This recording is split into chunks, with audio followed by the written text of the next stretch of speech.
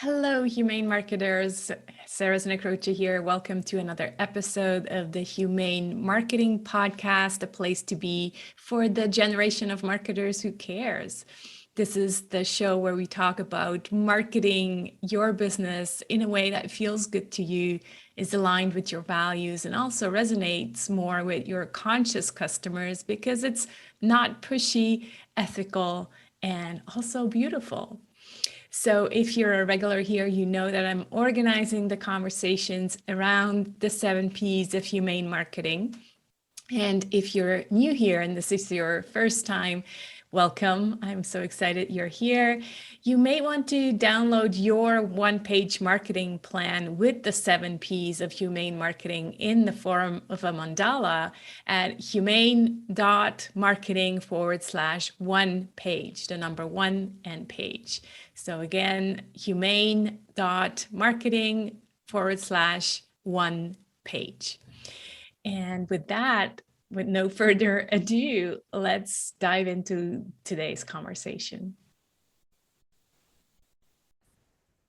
Hi, Mark. So good to have you back. Thanks so much for indulging me again and taking another round and another shot at this conversation. We had some tech issues the first time, so thanks so much for coming back.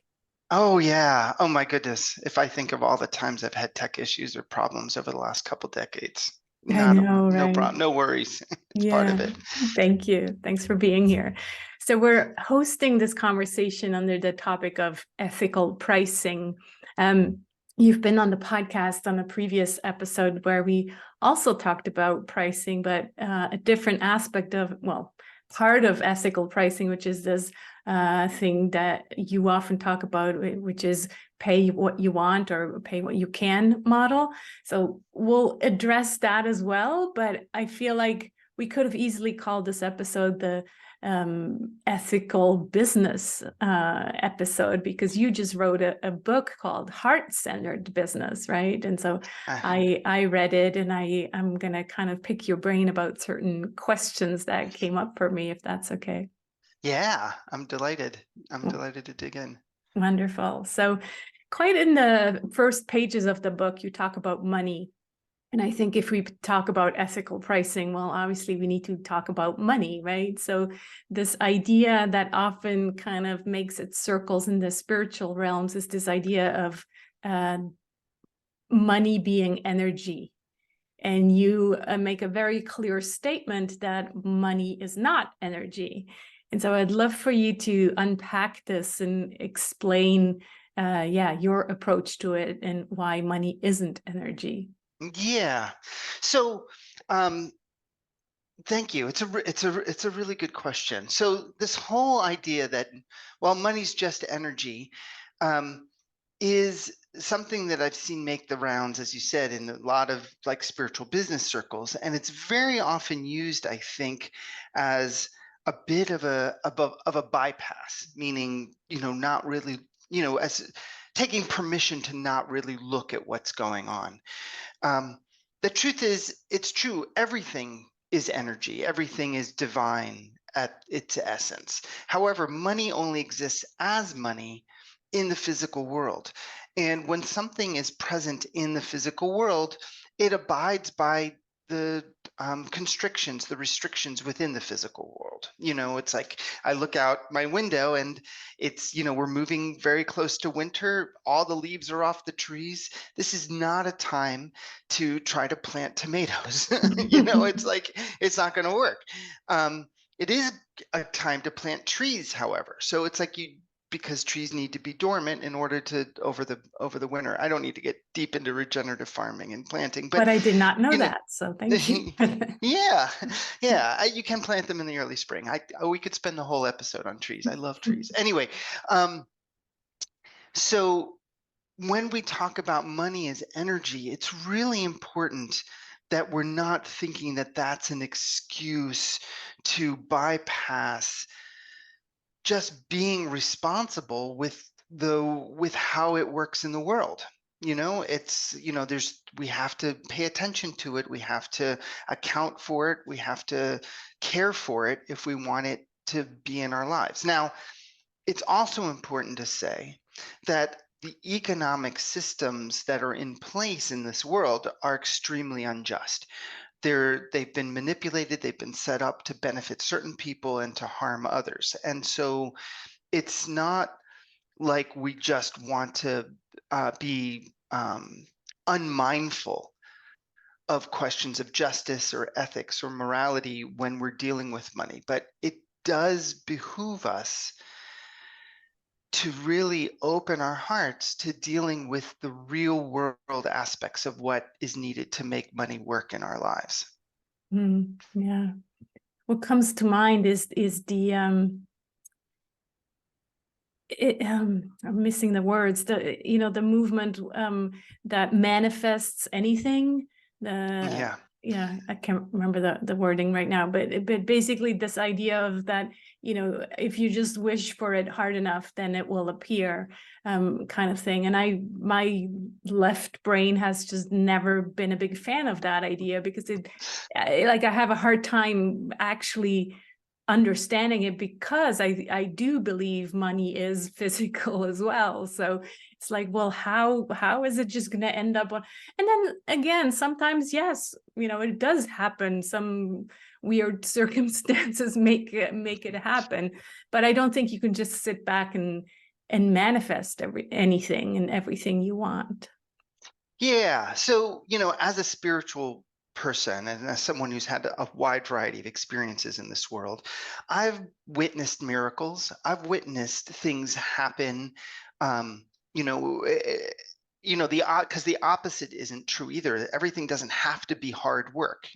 True. Again, going back to the land, like you can set up regenerative agriculture, you can set up permaculture so that plants care for themselves. You can set up your business, you can set up your money so that it's easier to do and it's not so much hard work. However, this idea that we can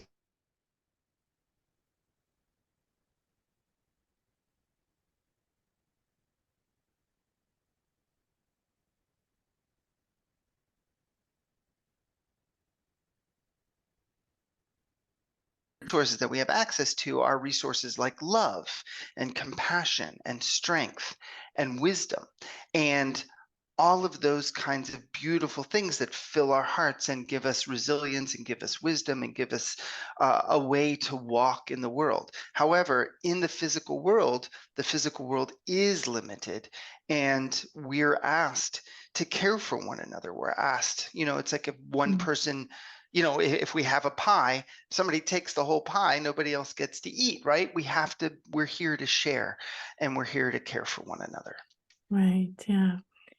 So if we take this idea of money being physical, so what does that then mean for our ethical pricing? How do we apply ethical pricing with physical money? Yeah, it's a really good question. And I looked at it very closely, in particular in my industry, around business development and business coaching and business training. And I have seen for years and years and years and years, I mean, since, 20 years, 23 years I've been doing this now, I've seen people charge very high, very, five figures, $10,000, $20,000, to offer business training for people that are in the very beginnings of their business building. And when I think about ethical pricing at that level, there is no way that a brand new business just starting to take on learning about business is going to be able to generate the kind of income and revenue that is going to make that kind of investment worthwhile. There's no way that you can jumpstart. It's like a plant takes what it takes to grow. I've watched, over the years, we've seen really clearly that it takes 2 to 4 years for a business to go from creation to momentum if you're really focused on business development. It doesn't happen in 6 months. It doesn't happen even in 12 months, although you can make a lot of progress and gain traction there. But so ethical pricing is when the investment is balanced, the price that you're paying is balanced with what a reasonable outcome could be. Not the home run.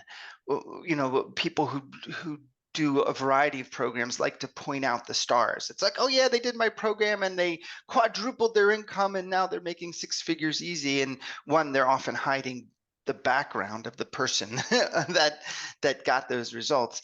And what we really want to see is, but what is the average person? Because you want someone who's doing a program. Most people are going to get average results, and are those average results, which can be great, average results are great, are the average results worth the investment, or are you hoping on a lottery ticket that you're going to be the one person that gets the home run? We have to pay attention to that dynamic. I think it's all about honesty and talking about results with honesty, right? In humane marketing, we talk a lot about this idea of being transparent and honest marketers. And so what we usually see is exaggerated pricing with exaggerated results, like the worst of both cases, right? Yes. And so the sad thing about this is that then people start to expect miracle results, right? And if you as a humane marketer show up and say, I can't promise you 10 clients within 3 months of working with me, then there's like disappointment, or they're like, well, this other person promises this and that. And so it really feels like we need to have this conversation that there is no miracle solution. Yes, I also believe in miracles, Mark, but in terms of business building, especially if you just start out, well, the leaps usually happen a bit later, but in the first year, it's very seldom that you get these leaps. And especially you can't believe that just because you invest $20,000, you're going to get these leaps, right? That's exactly right. It's this honesty conversation we need to have. Yeah, we do. And the miracles which can come, I've seen people like, they suddenly get a slew of clients, but if they don't understand where those clients came from and how to repeat it, then that's not really, that's not really what the that's not really the cause of whatever program you're taking, right? It's like you can be set up to receive those clients. I've seen people be on the receiving end of miracles, but their business isn't structured to receive people, and then that definitely can create a problem. Like I think of clients who suddenly got big media exposure just by luck, but then the people that came towards them, they didn't know how to handle that. So, I've worked with clients who say, oh my goodness, I'm getting this big media exposure happening. It's going to be coming in a couple of weeks. I'm like, okay, let's do ABC. Like, let's handle these things so that your business is ready to receive whatever comes towards you. But you do need to not depend on miracles and home runs for your business to work well. Yeah. So let's talk about this idea of the sliding scale. So this kind of accessible pricing in order to serve as many people as possible. That's kind of at the opposite end of the spectrum, right?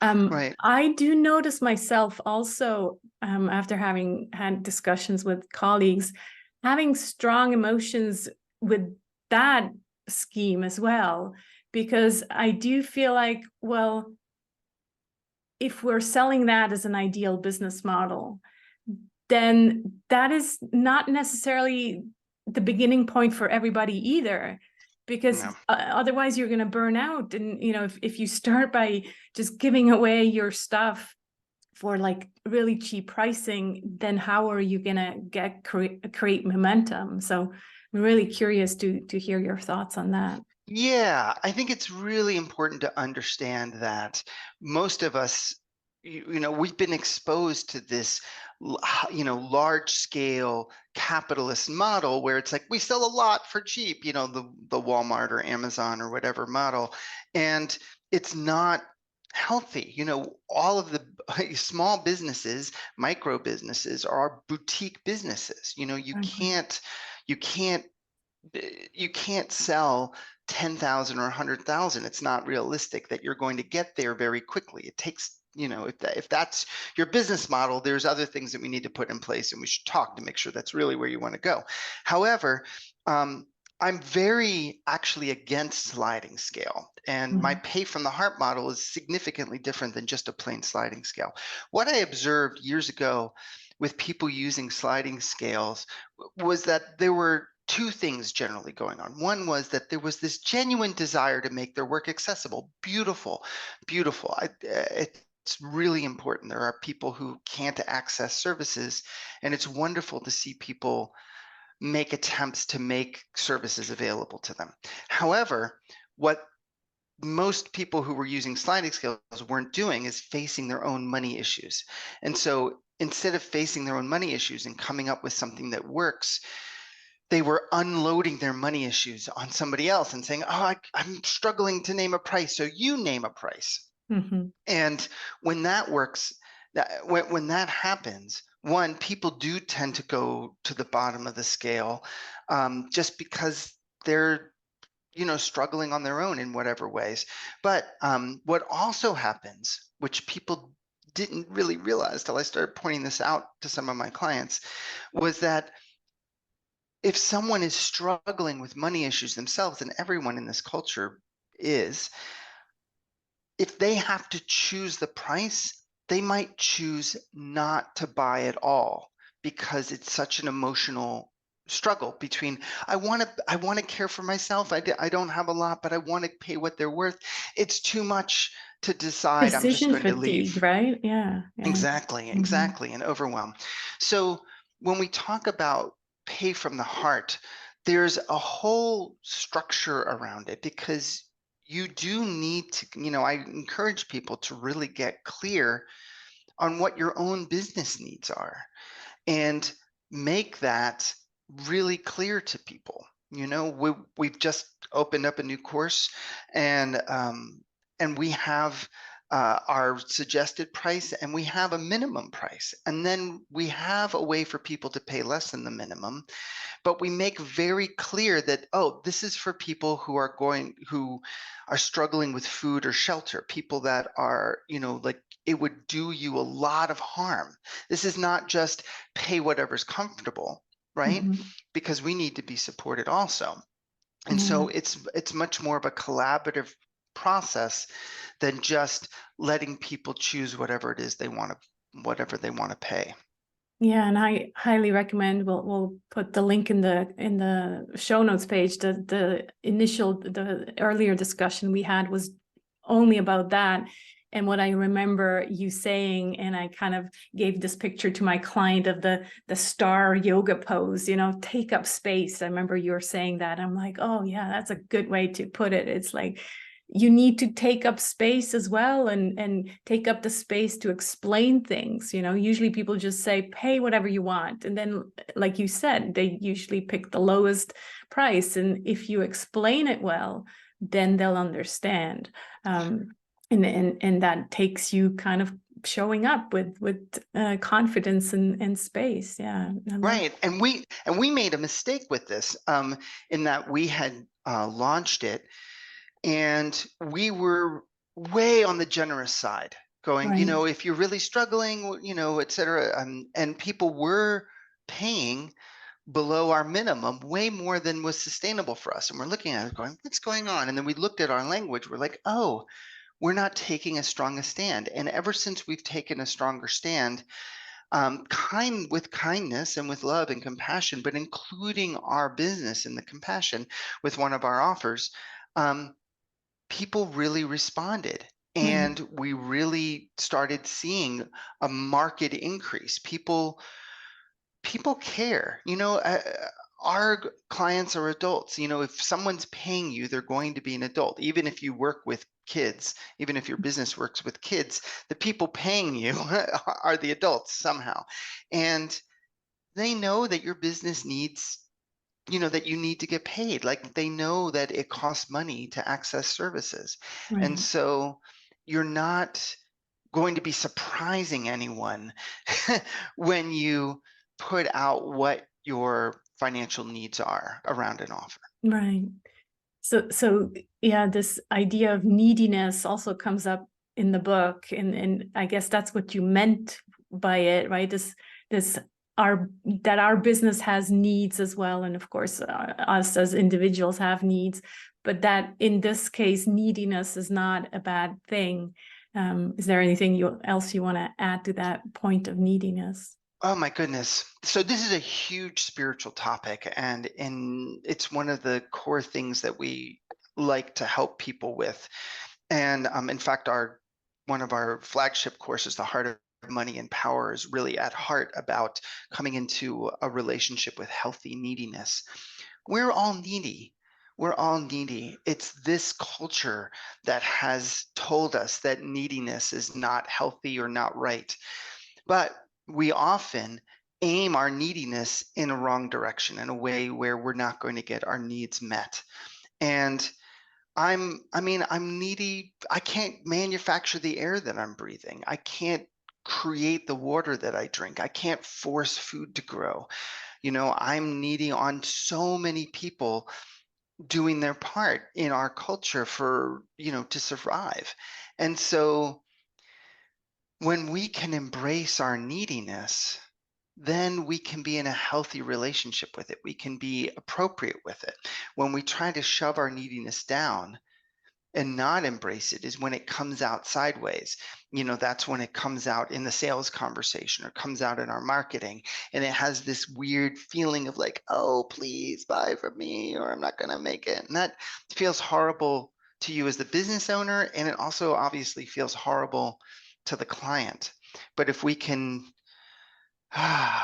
just slow down and allow our heart to be fed, our heart to drink in the love, to drink in the care, to know that we're cared for deeply, then that allows us to feel grounded and solid. And then we can start to provide a refuge for people.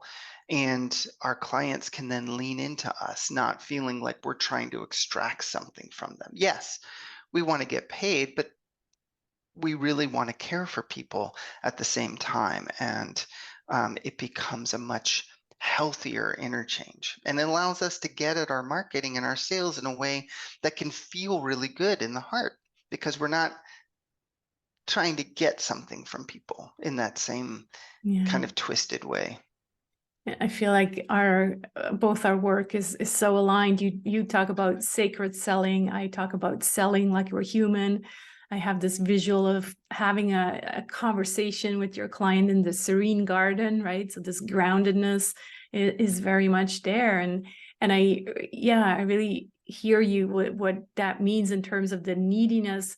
But then there's also this other aspect of the client sovereignty, which you also talk about in the book, right? It's kind of this counterpiece almost, where yes, we have needs, but we also want the client to be sovereign and make their own decision and respect their decision and their timing and all of that, which is not what we're usually told in marketing or selling. We're told to push at any cost. So what's the sacred selling look like for you? Well, it's so interesting because if my former career was as a paramedic, or one of my former careers was as a paramedic in the San Francisco Bay Area. And I did it for some years in pretty intense environments like Oakland, California. And when I came back into business, I should say, I found that I was really good at sales. And I was like, how does this even make sense? And I realized that because I was a really skilled paramedic, I was skilled at doing rapid assessments in chaotic environments where people were often scared or upset. I was good at caring for people and assessing. But that's basically what sales is. It's this assessment that we're trying to get to the bottom of what is it that they really need. It's interesting. Another interesting thing that I discovered was that in English, the word sell comes from an Old English word, seljan. I'm not pronouncing it correctly. I don't speak Old English. But the original meaning is to give something to someone in response to a request. So if you were to say, hey, Mark, can I have that pencil? And I handed you the pencil, that's selling. I would have sold the pencil to you because you asked for it. That's the heart of what we're trying to do, is just get people what they need, not force people to make a decision that's entirely on us. So one of the keys of selling successfully is actually, and I think this can be counterintuitive sometimes for people that are heart-centered, is that it's a numbers game. You want your business to reach enough people that your need to have business and clients, which is totally legitimate. Of course, we need business and clients, doesn't put that pressure on any one individual person that you're talking to. You can't really help it so much, and it takes a lot of spiritual work and heart soothing in the beginning of business because you don't have such a wide network yet, to not put that pressure. But as a business develops, part of what happens is that you naturally start to gain a larger audience. I mean, you work towards it and you develop it and you put things in place that help grow the audience. And I don't mean tens of thousands of people. I just mean hundreds of people, or maybe a couple thousand, that your business is reaching, so that when you have an offer, there are people that are naturally ready to step forward, and you're not putting pressure on people that aren't ready. And you can easily, in your heart, give people space when they're not ready. Yeah, that's a really good way to put into perspective why I'm not a big fan of the word audience, but in this case it makes sense, right? Why we need our work to reach several people and not just the ones that we talk to, and then we feel like we have to push our services onto them. So to me, it's always been such a gift when I put out an offer and then people resonate with that offer and come to me, right? That's such a more natural way of then having this humane, gentle sales conversation. It's absolutely true. Absolutely. Yeah. Mm. And I'll tell you why I do like the word audience.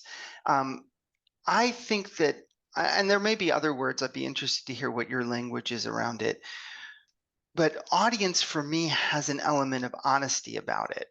So for instance, Heart of Business, we reach thousands of people. Our emails, when we send out our Wednesday email, or if I'm on social media, there's thousands of people. I have a warm relationship, and anyone who steps forward to talk to me, we have a warm connection. But I don't have we do as a business, and for me as the head of the business, I don't have I don't have an intimate relationship with each person on the list. Right. And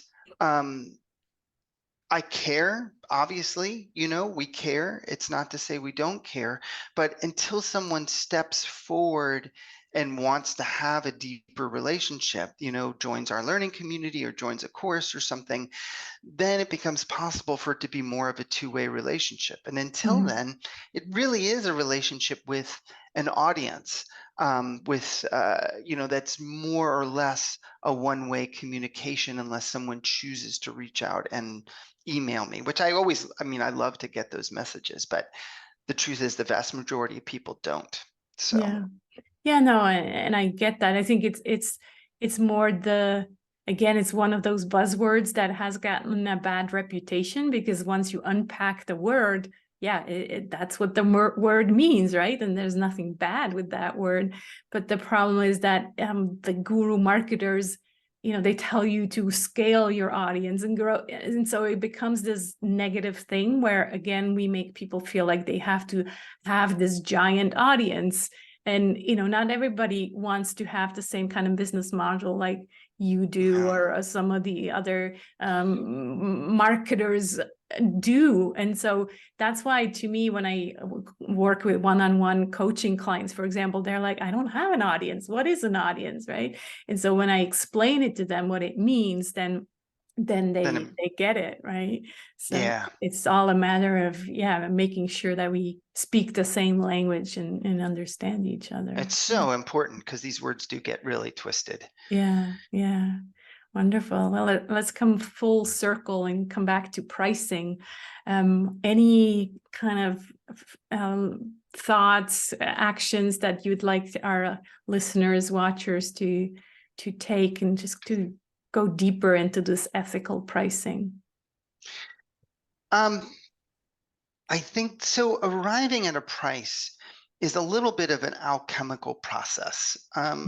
You need to have some knowledge. Like, I really encourage people to figure out, what are your financial needs? What are the needs of the business? What is a price that you don't have to be overwhelmed by clients in order to make a living? And at the same time, we need to be aware of our somatic body, of our heart resonance, because especially when we're newer in business, I like to see people prioritize getting energy flowing through their business, as opposed to like sticking to their guns and quote unquote charging what they're worth, which doesn't make any sense. That phrase doesn't even make any sense. And so oftentimes people begin, we encourage people, like, what is the price that you feel in your heart, in your body, you can say without shaking, that you can put out there and feel really solid about and feel comfortable welcoming people in, even if it's lower than what you really need? Because what happens is that, it's never only the price that's keeping people from saying yes. There's all these other pieces that need to be looked at in terms of, how are you communicating, and are you reaching the right people, and and a lot of other things. And if all of those things are true, and you get all of those things in alignment, then finding the price that feels resonant in your heart, even if it's lower, will start to get the flow going if your business is newer and you don't have a lot of flow. And so, and then that builds up your container. You start to go, oh, I like working with clients. Oh, I've gotten to practice the sales conversation. I've gotten good at that. Oh, I see that my offer is working and I've managed to tweak it. And once those things happen, generally we start to feel comfortable at a higher price, at a price that may be, more sustainable. On the other hand, there may be people who have been in business for a while, and they're actually not charging enough, and that's part of why their business is struggling. And and I'm talking about ethically in terms of being in alignment with themselves. I've had clients who said, I learned from this person. They've been doing it for 40 years. They're a master, but they're only charging this much. And so how can I charge more than them? And I often say, well, they may be really good at what they do, but maybe they haven't worked on their money issues. Maybe their pricing is stuck in a somatic memory from the 1980s instead of, present day. And a lot of times people in those positions don't realize how they're affecting everybody downstream. And so there's like an ethical need to embrace sustainable pricing.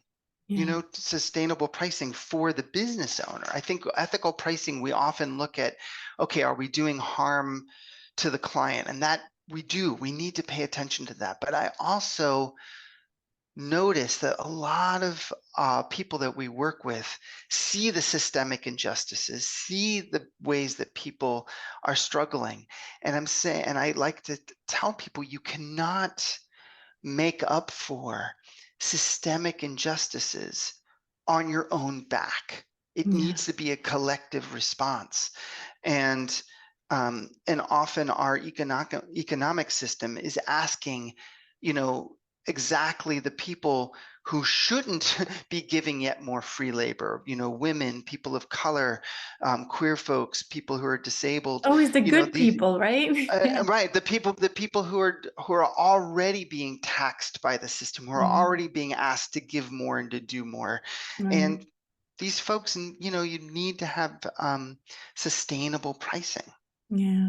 I'm so glad you brought up this other side, which I truly believe in both sides. And I kind of see the same thing happening as in the sustainability field, where there's so many good people, putting themselves and their work into making these changes that we need to make, but they're not taking care of themselves, right? They're burning out in masses, and that is not humane either. And so that's not helping anybody. And so it's the same for the humane business owners. Well, we need to actually first have you take care of yourself. Once you are sustainable and you feel like I've taken care of myself without working day and night, right? A humane business, in my opinion, is a business where you do actually have time to be human. We need to have this time to create spaciousness for being human again, which we have forgotten how to do. You're talking about plants and things like that. Well, we don't do that anymore because we're working all the time. But so yeah, I could go on and on about this. This is like one of my passion topics right now, but it's still so true that we need to listen to both of these things. Yes, we want to be ethical towards others, but also towards ourselves. So Absolutely. thank you for bringing this up. Yeah. Well, and I think it's important for most people to, people come into the field seeing, oh, hey, come into their business thinking, oh, I want to do this, I want to make it accessible. I want to, and I'd like to remind folks that most businesses, the business model that they're ultimately going to be successful with is not a business model that is accessible when they're in the very beginning of their business. Right. And, our pay from the heart model for our learning community, I couldn't have even created the learning community back in the beginning of our business. I didn't have the material created. I didn't have the solidity and the knowledge and the clarity that I have now on how to help people without having my hands directly on their business, one-to-one. And so it's quite a natural progression to start with getting the business on sound footing, and then as you evolve and as you gain knowledge and as you get clear on your work and your body of work, then to start to think about how can I shift this business model, not only to make it easier for me, but also to meet some of the goals I have around making it accessible to others. Yeah, that's a good strategy. Wonderful. Well, thank you so much, Mark. Why don't you tell people where they can find out about you and also your book, and maybe tell us about who the ideal reader is for your book as well? Yeah, thank you. Well, I mean, we live at heartofbusiness.com. If you're interested, you may want to just start with our email list and make sure that, I'm actually who I say I am, and that the stuff that's coming out is consistent, and it makes sense on practical level. You can, on our homepage, if you scroll down, get an excerpt from the book to read the first chapter and to see the table of contents. And again, that's a good way to get a sense of it. It's interesting when you write a book, it's definitely for, Heart of Business. We specialize in working with micro businesses, which is people that are self-employed up to, maybe a double handful of people involved in the business, from people that are just trying to replace professional salary all the way up to, small businesses that might be making high 6 figures or low 7 figures. That's kind of our range. But I've been told by a lot of people that work with much larger companies that the book actually applies very beautifully to people working in large corporations. And and so, yeah, we're just trying to get as much support. I'm really grateful you're doing the work that you're doing, Sarah, because we need as much love in the realm of business as we can get. There is so much healing and so much change that's needed to undo the damage and to have a much more humane, a much healthier, much more heart-centered approach to being in business in this world. For sure. Yeah, thank you. I always have one last question, Mark, and that's, what are you grateful for today or this week? I am so grateful for where we live. I know a lot of people don't have access to this, and I'm just grateful to have access to the woods and the land around our house where we can grow food and where we can walk the dogs and just be in connection with nature. And it's just it's a balm on my soul. Wonderful. I'm grateful our internet connection worked for this conversation. Yes, that too. That too. Thanks so much for hanging out, Mark. Yeah, thank you for having me. Thanks so much for watching and being part of a generation of marketers who cares for yourself, for your clients, and for the planet. We really are change makers before we are marketers. So go ahead, be the change you want to see in the world. And I hope to see you again next week. Take care.